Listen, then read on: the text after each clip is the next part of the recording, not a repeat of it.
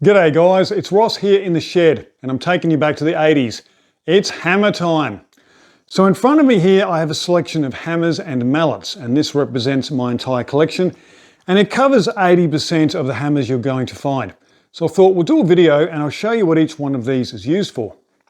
First of all, we'll make ourselves a little bit of space. That'll do. So what we're going to do is start with the good old claw hammers. They say never hit these together, they can shatter, although it's fairly unlikely. Now claw hammers are called that because they have a striking surface at one end, and on the other we have a claw. Let's take a close-up look at the inside here. Now we can see that we've got a bevel coming down here, so there's actually a groove straight down the middle of that. So here's a close-up. I'm going to slide this in.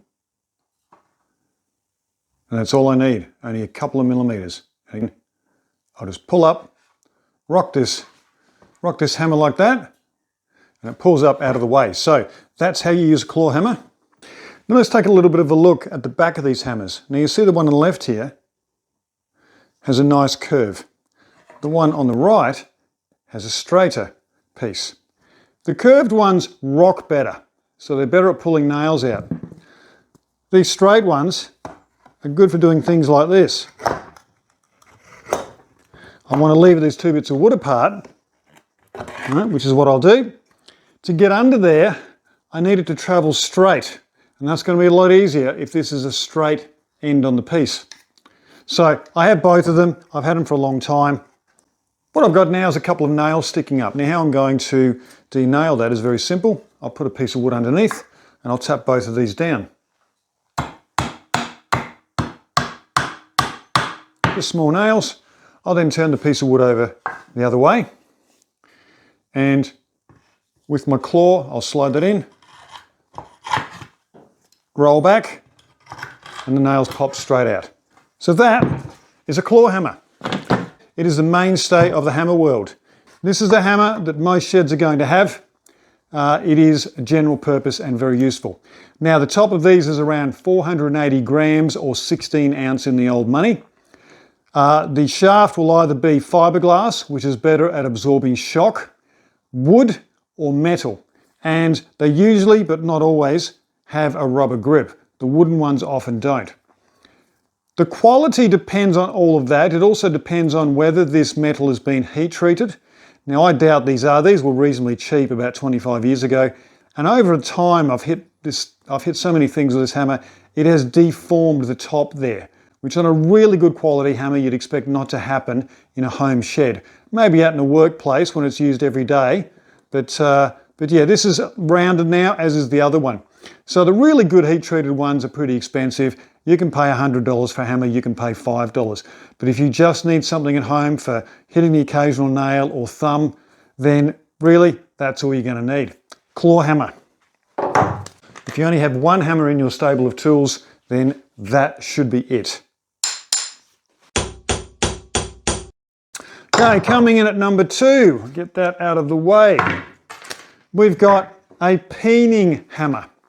The process of peening is to tap this into metal, and the process of peening stretches the metal out. So this is a round peen, so hence the term ball peen. It's shaped like a ball, and I can work a piece of metal into a mold or a form, just like this one. In this particular case, it's just a straight round hole, or it might be a particular shape.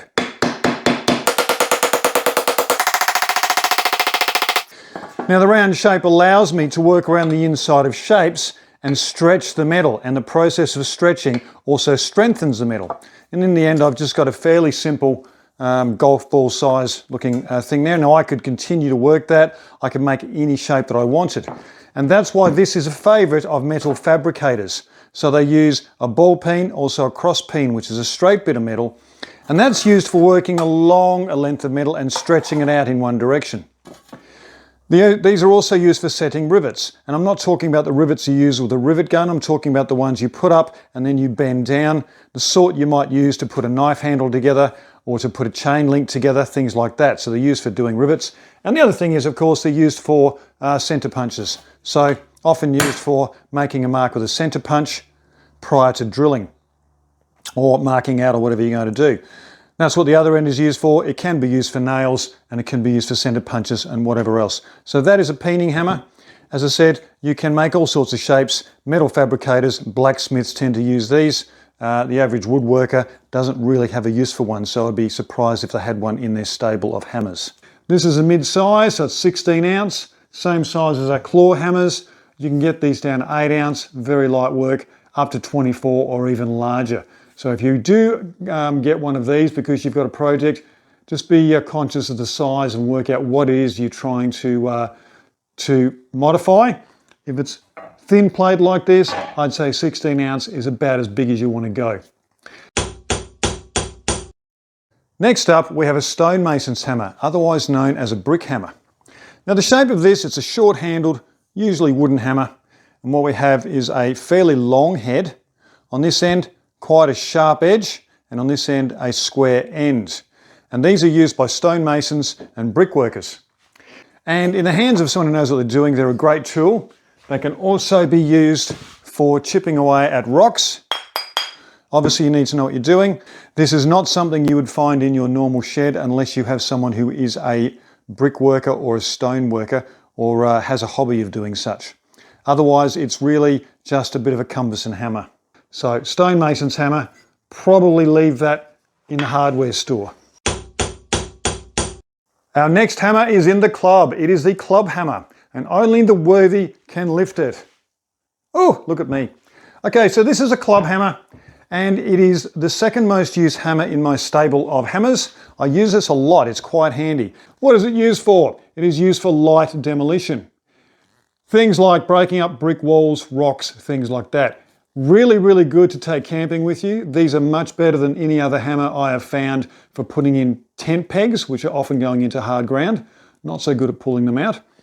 Also, I do things like crush up biochar, which when it comes out of the fire is often too big. This is really great for doing things like that and just general work. I'll tell you what it's really good for. When I'm knocking in a star dropper, start it off, knock it in with your little hammer, and once it's sort of in the ground and it's just steady, so it's in by a couple of inches, I put this away and I bring over its big brother, the sledgy. And then I can knock that down. Now, sledgehammer is basically the big brother of one of these. The head on this is twice the size. We're talking 4 to 5 kilos, up around the 9 to 10 pounds. It is a lump of steel on a handle. This particular one has a wooden handle, and quite often when you're back here and you're swinging, you'll do things like you'll miss and you'll hit the handle instead of what you're supposed to hit. So as a result, this wooden handle's got splinters, and that's why the whole thing is wrapped in tape. It's got a short handle, this one. This was given to me many years ago. They're going to cost you $70 or $80. You can pick them up online much cheaper because people clear out their sheds. At the end of the day, the nail or the brick or whatever it is you're hitting with this doesn't care whether it's new or old. So don't spend money on it. If it's an item you're only going to use a few times, and when you finish using it, sell it off. Whenever you're using one of these, or one of these, always have on a pair of these. Safety first. If you're hitting something with one of these big hammers, you're doing demolition. If you're doing demolition, stuff is going to go flying through the air. And I do know someone who went blind in one eye through a similar accident. So, always your safety glasses. So that's the end of my hammer collection. Now there are other hammers. There are the large versions of these called framing hammers, and they're between 4 and 6 inches or 100 to 150 mil taller. The bigger head on them, and they're used for framing, which is basically framing houses. You're putting whopping great big nails in to whopping great big pieces of wood. So you need more energy, which means a longer handle, more energy. Usually a steel shaft on those, and quite often reinforced at the top. I don't have one because I don't need one. Now, if you do have one, you're probably a carpenter, so I don't know what you're doing here because this is a beginner's channel, but thanks for dropping in. Okay, now we're on to mallets. I have 2 of them.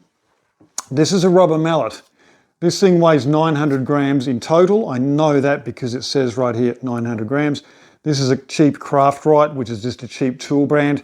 And the great thing about this is it spreads the striking force over quite an area. And it's rubber, so it actually takes some of the rebound into the head itself.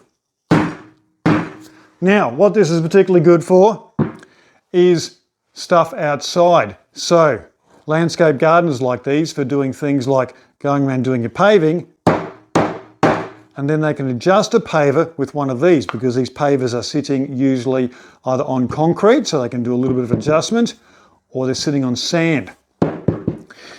If I tried to do that with a steel hammer, I'm just going to smash that brick in about 2 or 3 blows, or even the first blow.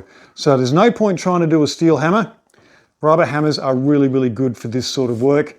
That's about the only thing you're going to use them for. You can't use them on chisels or any nails because obviously you'll damage the surface. They're not designed for it. That is a rubber hammer. Now the last one is quite new to my stable of hammers, and this is a dead blow hammer. If I shake it, sounds like a pair of maracas. And that's because inside here there's metal shot. And what happens is when you hit something with one of these other hammers, as Newton's law says, every reaction has an equal and opposite reaction. If I hit something, there's going to be a certain amount of kinetic energy coming straight back at me. So the hammer's going to bounce. Here's an example.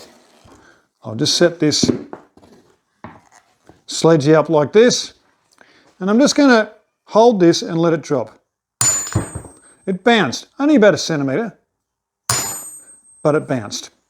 And that's because this is a fairly solid object. The energy can't go anywhere, so it comes straight back again. Let's try the same thing with a dead blow hammer. Nothing. Nothing at all. Now the reason this thing doesn't move, it doesn't bounce, called a dead blow hammer, is because all of the loose material inside the head absorbs the impact. So instead of all that kinetic energy coming straight back up, it comes up through the body into that loose material which bounces around, and it doesn't make the actual body of this bounce. So it'll go down and it stays there. So a great little hammer for needing to adjust things where you don't want to bounce back. And also because this is a plastic material, there's very little chance of damaging delicate things like pieces of metal, painted metal, things like that. Again, a little bit of a specialty hammer, but quite useful when you're doing adjustments for things, working on vehicles, moving things around. So here's an example of how you might use a dead blow hammer. So what we've got here is a brake caliper on a motorbike. And you can see that at the moment it's not quite where it needs to be. Now that's going to slide in quite easily, right? But they don't always, because I may have just replaced the brake pads. In which case I need to tap it in. Now, if I'm going to tap that with a hammer, I've got several problems. The first one is I'm actually hitting a painted surface, so I'm probably going to damage that. Now I could put a bit of wood in between, but then I've got to hold the wood and the hammer and the caliper and put it in the right direction, so that makes it quite hard. Once it rebounds, it might rebound and hit something else. With my dead blow hammer, it's soft. This is not going to damage anything, and there's going to be no rebounds. So even if I get very, very close to the guard here, it won't be coming back the other way. So that is a good example of where you would use a dead blow hammer over something else. All right, guys, that is my hammer collection. Now that doesn't encompass every hammer you're ever going to find, but it gives you a pretty good idea of all the basics. Hopefully that's useful to you. Thanks for your time as always, and until next time, happy fixing. See ya.